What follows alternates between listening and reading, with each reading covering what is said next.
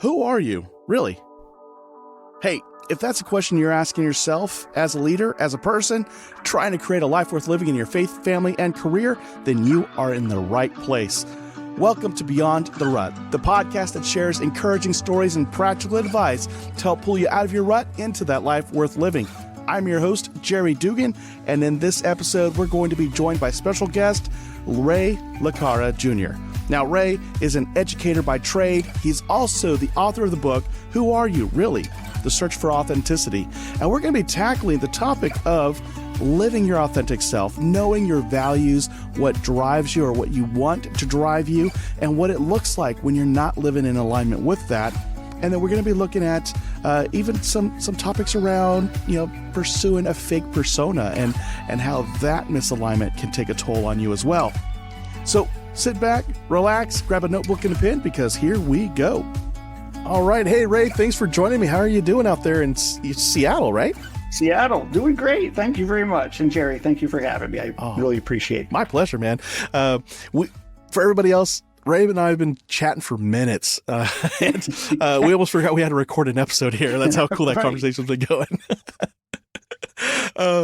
Man, now we got you on because you got an education background, you've got authentic empathy, and you're all about authentic communication, but also just being authentic to self. And one of the things about your website that really stood out to me when we first connected with each other was you've got the statistic on there, and I'm like, yes.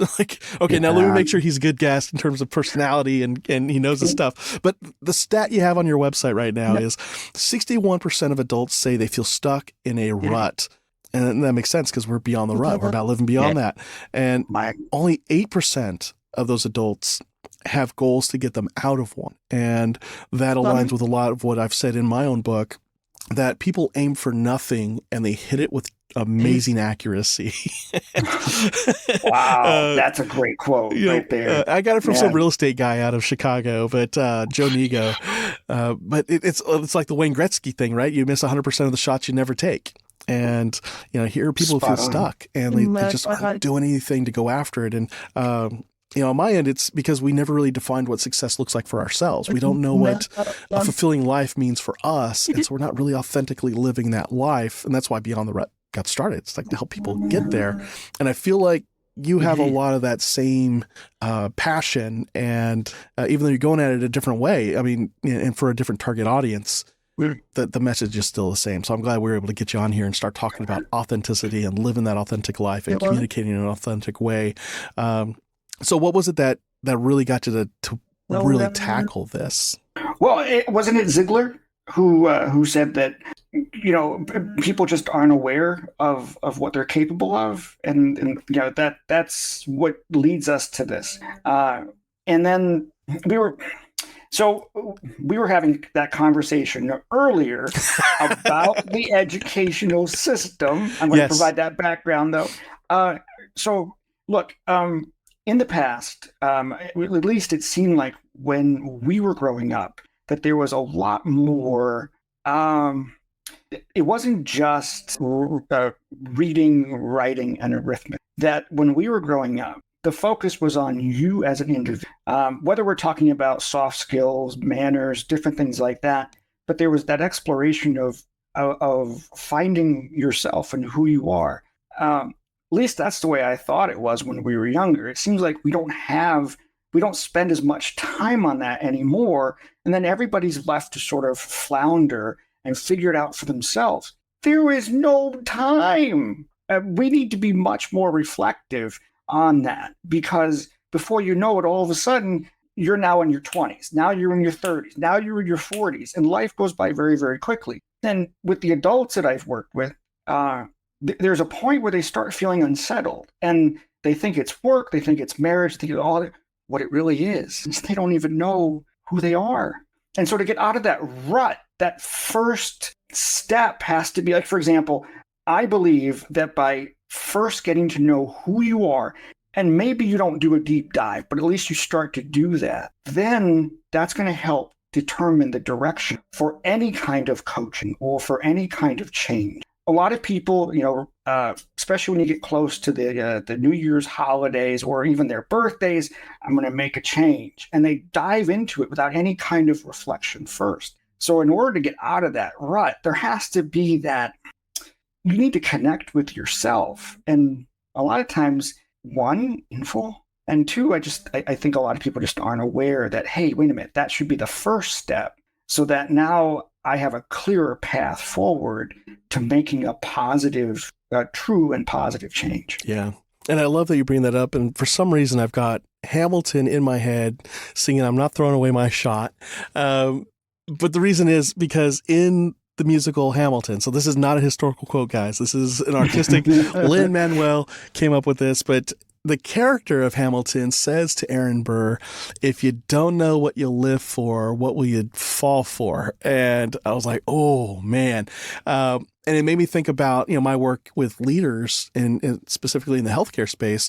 One of the things I love to do with leaders is ask them, what is your leadership credo? Like, what do you live by? What are your values, not the company values, not the one that your boss says that we got to live by, but what are yours? And if they don't have one, it's like, we need to make one. Why? And at first, some people resist and they think, this is just like frou-frou stuff. But it's like, no, there's freedom that comes with this clarity to be able to say, I as a leader believe in this, this, and this. Because of that, I will always do this. And because of this, you can expect this. And from there, you now have these guardrails to say, yes, I will always do these things. I will never do these things. And you who want to join my team, this is what you can expect. What do you say? And all of a sudden it's like, wow, it all clicks. Yeah, look, first off, that's very powerful stuff. And again, part of it is because we don't have these conversations. And I'll tell you what, you're less likely as an adult because then there's that embarrassment factor, right? I'm not going to get that deep. I'm going to stay on the surface level. I get it. And by the way, that's why with young people, so I do conversation courses, I do coaching. But even with young people, we'll talk about, who are you? Well, of course, they're I'll have some students say, well, I don't know. I may change. Yes, of course. But there's something profound in articulating it and looking at, who do you want? What do you bring to a friendship? And what do you want in return? And as you're talking about, I tend to call it core values, so that you know who you want to bring into your circle. These things, even at a young age, they're important because they help, I would almost say, guard and protect against the negative influences that are coming in through social media, or maybe the people that are around them. And then the other thing to think about too is the reason why sometimes the people around us are acting the way they are. I'm not excusing abhorrent behavior, but sometimes the reason why people are acting the way they are acting is because they themselves don't know who they are. They don't know how to interact. And also they may have seen something on TikTok, or they may have seen something in a movie and they go, hey, that'll be funny to do.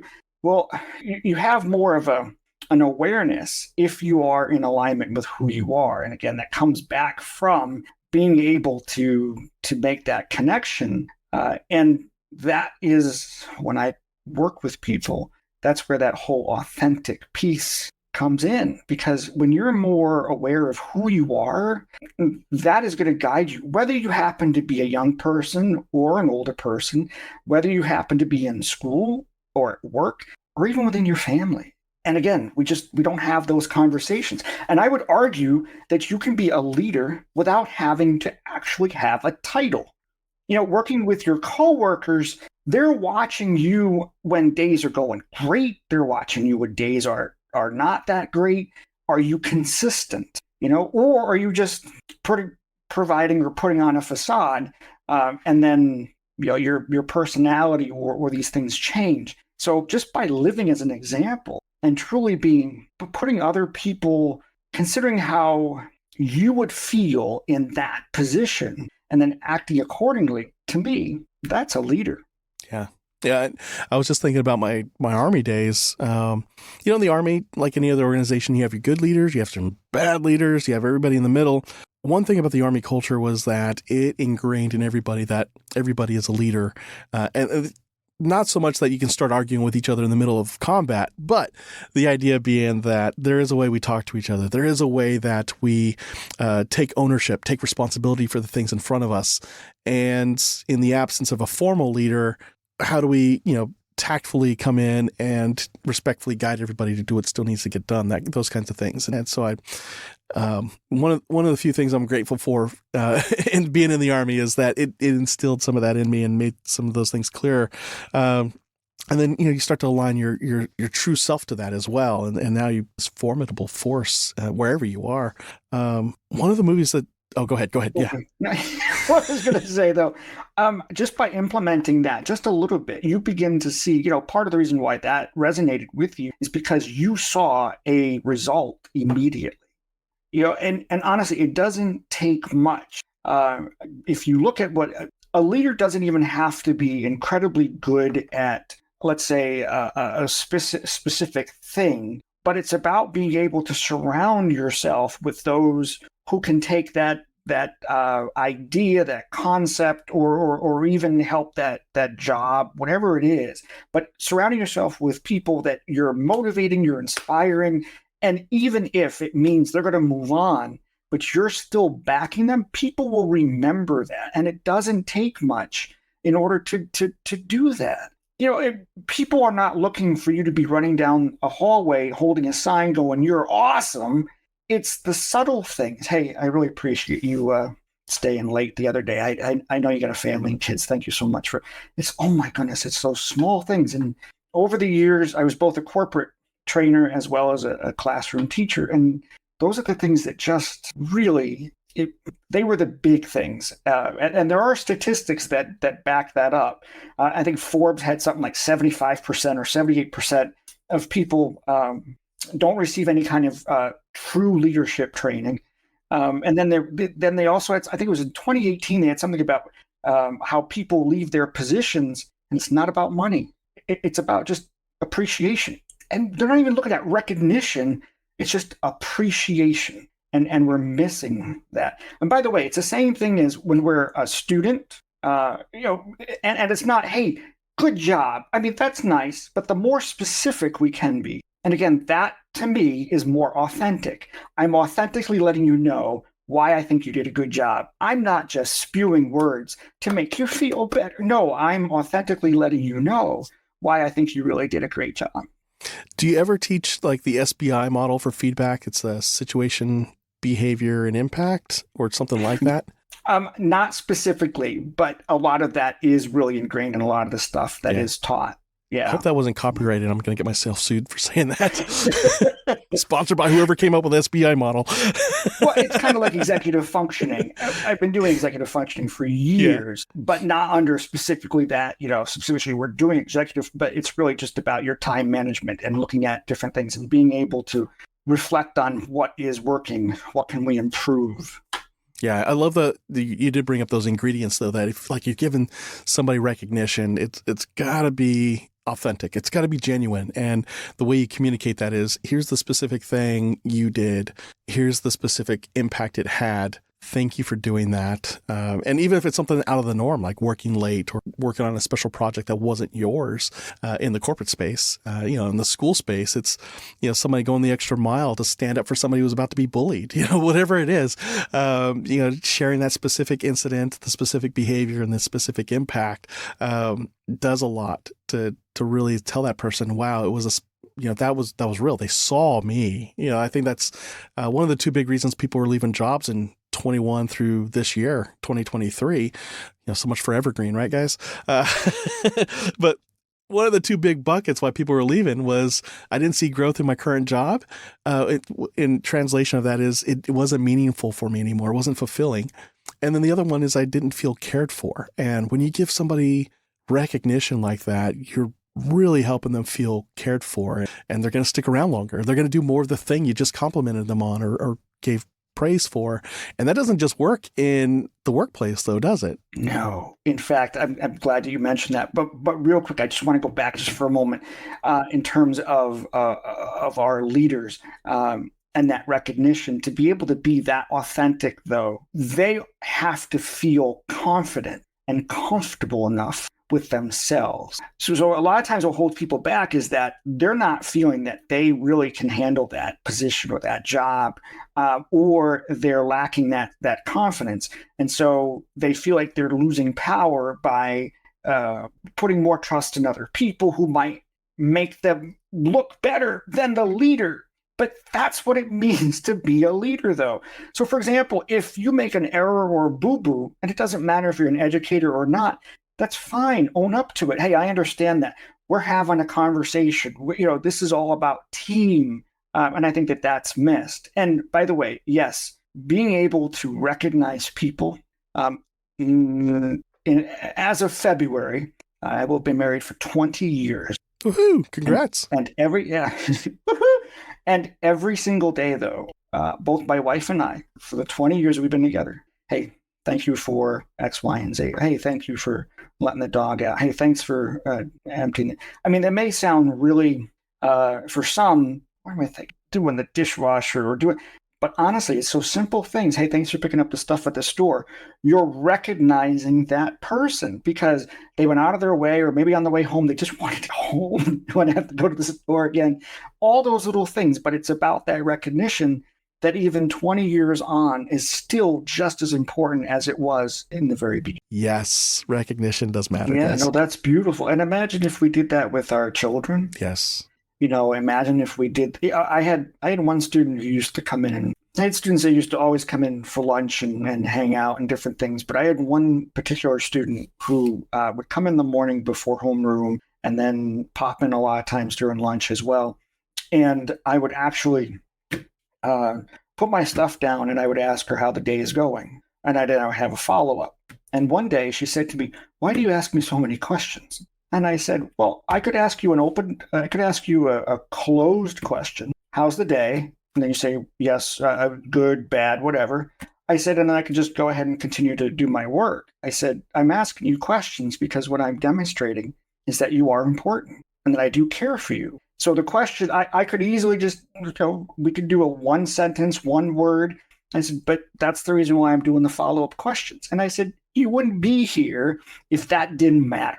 And I think sometimes we're just not aware. And I think that that's where, so with young people and adults, I encourage them to, it's great if you do it on your birthday because then you can reflect on how the year went, but really look into who are you?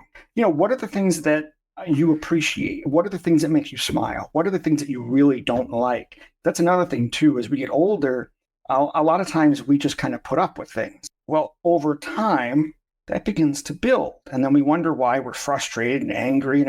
Well, it's because what we've allowed people to do is to really take up all of our time. And we're not really doing things that are helping us to progress or that we enjoy. So that really starts early. But looking at those things right there will allow us to be able to better manage our time, better interact, and just really feel that, hey, today's a good day. And this is why. Yeah. And it's a much deeper interaction than hitting a like button on anything. Yeah. This whole conversation also has me thinking about there's a Netflix documentary. I think it's on Netflix called Fake Famous. Have you seen it? Wow. No, I haven't. Oh, man. So it's about this whole phenomenon around Instagram and, the influencers that we see on Instagram, whether they're a travel influencer, a fashion influencer, this whole idea of starting a business of yourself. So we've gone beyond you incorporated to you as an influencer incorporated. Fake famous is all about the image we project onto others of who we are and what we're doing. And then it kind of lifts the curtain to what really goes into making the photos and the videos that we're seeing. Oh gosh, so like there's one picture, it's like, yes, I'm in this I've traveled to this resort out on this beach, blah, blah, blah, blah, blah. And, it's a picture of somebody with a drink in their hand by the water, and you see blue skies and a palm tree or two, and you're like, wow, that's really cool. But then it shows the behind the scenes, and what it is, it's somebody's backyard in like East LA. The water is in the kiddie pool, and, it's just all about camera angle. Like there just happen to be some palm trees in the backyard, And so they're not really at the beach. They're in inner city Los Angeles in somebody's backyard that just happened to have palm trees and a kiddie pool. And they got the angle just right to make it look like you're holding a drink in your hand out on the water at some resort. And then they changed the geotag and the image to say that they were really at this resort. And people believe that this person is a jet setter who gets on planes and travels the world, goes to these different resorts. And then they'll do the same thing with like fashion. They'll just go to a friend's shop who has a fashion store and then try on outfits and then, take photos and kind of trade off. But they make it sound like they're really owning these products. And the end goal is that they get these freebies to like plug people's brands and so on. But it's all fake. And then they get like these bots to come in and follow them. And so now it's like not all the followers you see on somebody's profile are real people. And the likes and the comments are even bots. And so a lot of the engagement isn't even real. And some of the folks who've kind of fallen from that grace or gotten away from it because they're now looking for that authenticity. They're just, I realized the only people following me were bots. And, like one day I had, 750,000 followers, and then I stopped paying the guy who was boosting my numbers for me. And then all that went away and I had 50 followers. Like what? And it was just like how much of it was inflated. And, but if we're doing the comparison game, we're not really looking for that authentic engagement with each other. That becomes the thing we're pursuing. And is that really what we should be pursuing? Well, and it's also a situation where here's, a lot of times the technology and certain fads, certain things, they've taken on a life of their own. And then if it's not being addressed at home or at school, again, how do we expect to, even AI is another, there's certain ways that you can address it or embrace it. But to just ignore it and say, all right, we'll just see where it goes. Well, this is where the challenges occur. Real quick, did that documentary have the, there's one influencer that was, they posted something up where they were on a plane and it was actually a toilet seat that they were using. Yes. Yes. As the window with the plane. I'm like, really? So, but when I talk with young people, especially, one of the things I'll ask them is how do you, in the evening, what is your process for falling asleep? And one of the things I tell them is be careful about if you fall asleep with the TV on, and also what are you watching? There are subliminal messages. There are things that we're taking in even when we're wide awake. But especially if you have this stuff in the background, as a joke, what I'll say, not as a joke, but to be humorous, what I might say is, if you have The Walking Dead in the background and you fall asleep, this is what your brain is hearing. Yes. That's going to impact your dreams. It's going to impact whether or not you're fully in a REM sleep. And then when you wake up in the morning, you're going to wonder why you may not be fully refreshed, or maybe you're feeling a little on edge. So there's all these things we're not really having that discussion or sharing, that this is what's going to impact you. And then you talk about the influencers. I'm sorry, I'm not a big fan of social media. I know for our businesses, we need to sort of incorporate and use them to a certain degree. But it's sort of a, I'm going to get people upset, but it's sort of a love-hate relationship, just because I've watched what it has done to the people that I work with, and especially to young people. And if there's nothing to counter that, if there's no class, course, if there's no direction to help put the social media in a specific, to understand how it's working for and against, then we're fighting a battle there. Yeah, because we haven't really developed like clear-cut etiquette rules in a sense. Like in person, there's certain things you just don't say and do. Like otherwise it results in things that you didn't want to have happen to you. Whereas online, it's almost like this technology-mediated Wild West, where some people see it as, this is my chance to be a total jerk to everybody without repercussion. And others see it as an opportunity to project who I want to be as opposed to who I am, just to get the attention I wanted to get, or to be recognized. I know some people who, every time they post, it's always some woe is me post, because they love the attention that comes from that sympathy. Like, oh, I'm so sorry that happened to you. It's just the way the algorithm worked. And it's like, but we know that person and it wasn't that bad of an issue. But they get on social media and they make it sound like, they lost their grandmother for the 5th time. And like, but grandma's fine. We just talked to her, And some of, by the way, and some of the influencers, I'll say rather than influencers, some of the more popular podcasters, some of them have gone to such extreme in order to continue to have those followers or to create content that is so not in alignment with who they are that they've gotten outrageous. And part of it is that dopamine rush that, there's an addiction there as well. Whereas what's really exciting is that tapping into some of the podcasters that are very authentic, they're being who they are, they're speaking their mind, but authentically so, not to offend anybody or to rile. And some of them are being canceled because of it, but it's refreshing for those because they happen to be more long-standing than the others, and it again, if we talk about time management, different things like that, if you are honest with yourself, like I worked with one person who, for them at night, they would just go down a rabbit hole when it came to social media. They'd settle in for the evening, and then they're going through, and it wouldn't be just 5 minutes, 15 minutes. It would be hours. And then all of a sudden, oh my goodness, I have to get to sleep. And then, so again, until we're willing to address those things in our lives that we like, dislike, that we know distract or disrupt, until we are going to be honest, we can't make any change until that happens. Yeah. Oh, yeah. And we've already talked a lot about the importance of knowing your core values, knowing who you are, who you want to be known for in an authentic way. We've even kind of hinted at here and there, like the need to establish this authenticity and authentic communication among our youth, our next generation. And to get there, of course, we got to have the current set of adults get there too. We're running out of time. Why? So, oh wow, yeah, it just flew right by. It's like, oh man. So for the folks listening in, what are some practical things they can do to, let's say they're an adult? It's kind of a 2-part question.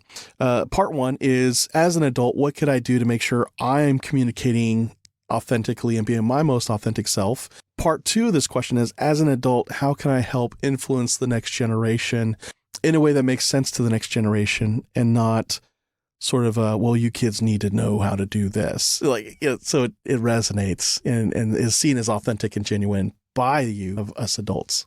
That was a longer part too, though. Well, I'm going to kind of combine the two. Okay.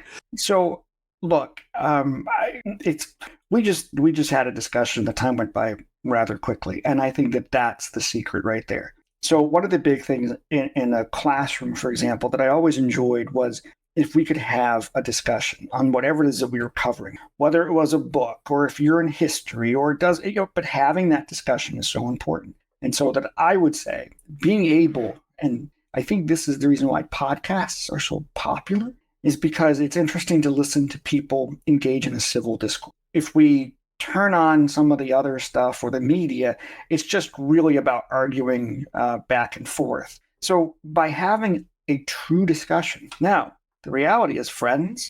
We have friends that we've known for years, but think about how much you really, do you go beyond the surface? We have some friends where all we have really in common now is the past, but we're not really knowing who that person is now.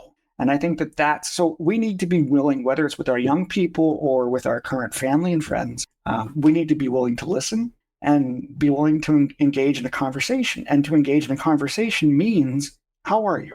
Really, how are you?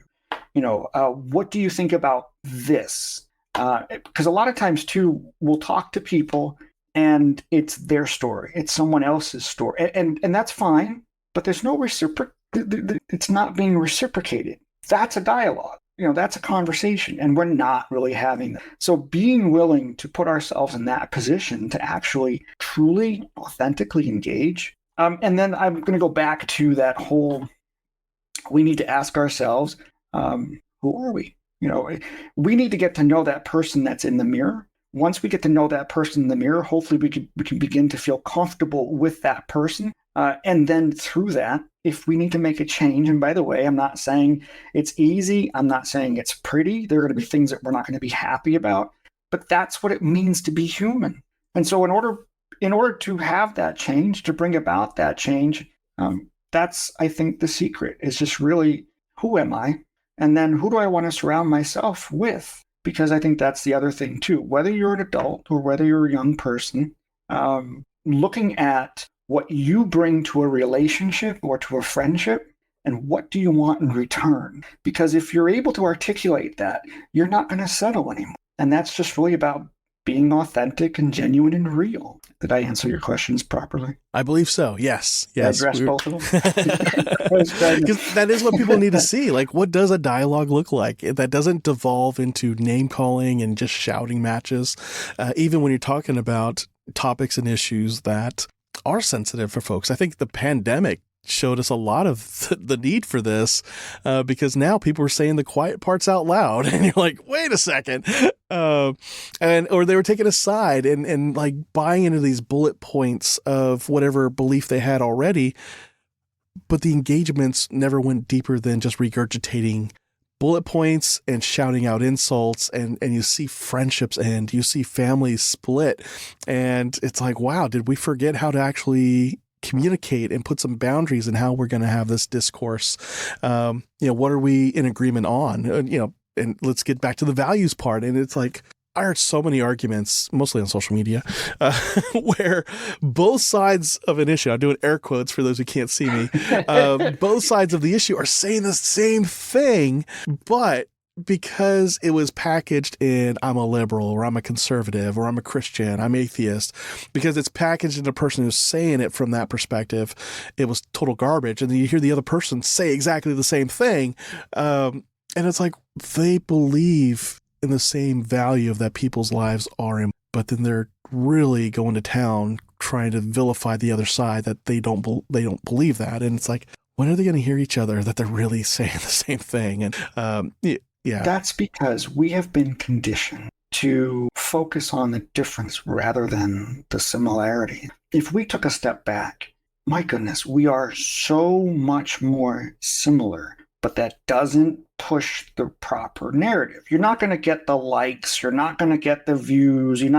Unless it's something that spikes someone's blood pressure. And then understanding that the social media is all run by algorithms, then, so that's why taking a break from it is great. And that alone could be an entire show.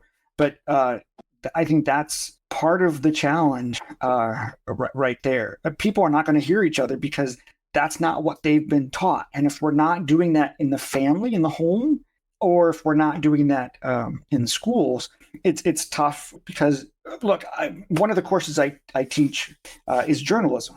And I've been teaching journalism for probably 20 years. And the thing is the hardest part about teaching journalism is that everything, and I'm intentionally using everything, not some. Almost all the examples that are out there, though, do not fit into what journalism is supposed to be about. It's supposed to be objective. It's supposed to be without bias. Everything has changed so much in recent years. And the examples, so here you are in journalism talking about how, as a journalist, you're supposed to look at it this way. And then what are the examples? And so I think that's really very, very tough in terms of trying to help young people be able to navigate that kind of a system. Yeah, so powerful, so powerful. I could already tell you and I could probably talk forever about everything related to authenticity and living an authentic life. Now, your website is AuthenticEmbassy.com. For those watching, you can see it on the screen. For those not, I just said it. And you've got a book out there that I'm going to get my hands on, and it was Who Are You Really? And The Search for Authenticity. Yes, and I'm putting it down we're at the end of the year, 2023, but it's definitely going to be on my list for the start of 2024, which is about when this episode comes out anyway. So we'll read it together, guys. To get a copy of that, it's on Amazon. Any final words of wisdom, Ray, before we go? Other than aside from gratitude, which is really important, being able to look at situations. Look, real quick, I apologize, kind of a different slant for a moment. When you talk about the pandemic, I think what happened with the pandemic is that people began to realize that, hey, wait a minute, I want a better life, I want a better existence, I want a better job, I want better experiences. But I think at the same time, as you had mentioned, we've forgotten how to communicate. And so it's not just social media. You've had arguments and things pop up in sporting events. You've had more road rage incidences, people at work unable to. So what I would say, ending here, is that we really need to get in touch with ourselves. What do we want to change? Before we start that, who are you? And then understanding that when you enter a workplace or even within the family, put yourself in their position as well. If somebody starts to get a little agitated or somebody starts to get a little excited, try not to match that. And what I would say is we don't want to escalate. We're not giving people permission to act rude, but take a step back so you can respond versus react. And if we can do that, perhaps we can begin to have that dialogue that we really need. I love that. Ray, it's been great to have you on this show, and also great to have the conversation we had before we even hit record. Oh, that was great. Yeah. And when I'm out there in the Seattle area, I know who to look up. Please, anytime. Please, I hope you'll come soon. Oh, me too. That'd be cool. All right. Thank you, Jerry. Now, I hope you got a lot out of that conversation like I did, took copious notes, and you've got yourself a nice action item to take from this episode that you're going to start implementing ASAP. Don't wait till tomorrow. Do something today with what you heard and said you're going to do. Now, if you want to get a copy of his book, Who Are You Really? The Search for Authenticity, I'll have that linked in the show notes at beyondtherut.com/406. I'll also have some extra goodies for you because, I've got a workshop coming up. So if you're looking to be a more authentic leader, you want to have that kind of work environment where people are thriving and they want to stay, and it's even attracting people from the outside who are going to compete to work for you, I've got a workshop coming up, and so check it out. It'll be in the show notes. The workshop is called the Engagement Accelerator. It's going to be 2 days. It's happening in April 2024 in the DFW area. We're going to cover everything from how to create your personal leadership credo, delegating so that you're developing your staff. We're going to have a little power hour, actually like 2 hours, where we're doing some think tank deep dive stuff to help you solve a specific real world issue in the workplace, and so much more.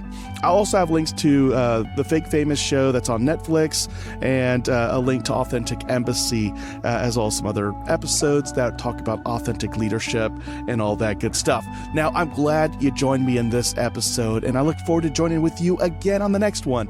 But until then, go live life beyond the rut. Take care.